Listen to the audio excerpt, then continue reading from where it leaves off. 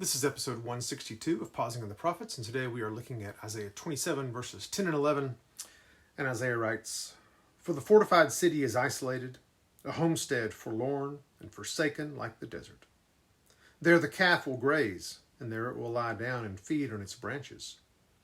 When its limbs are dry, they are broken off. Women come and make a fire with them.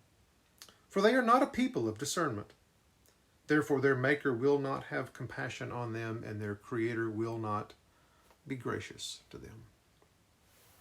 The temptation here, I think, is to think the city is Jerusalem, which can lead to some confusion. For in verse 11, there is no compassion or grace, and yet in verses 1 through 6, we saw clearly that there will be a restoration for God's people. And this comes about, as we saw in verses 7 through 9, through God's compassion for his people. Thus, the city is most likely the city of the world that Isaiah has been speaking of, for example, in chapters 24 and 25.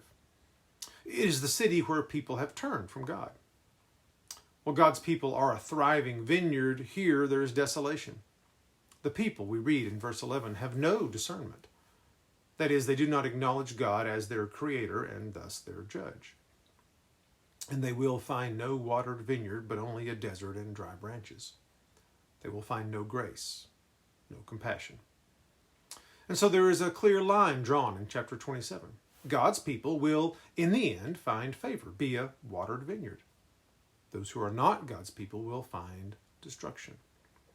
And we know that placing faith in Jesus' death and resurrection for our atonement determines which side of the line we are on.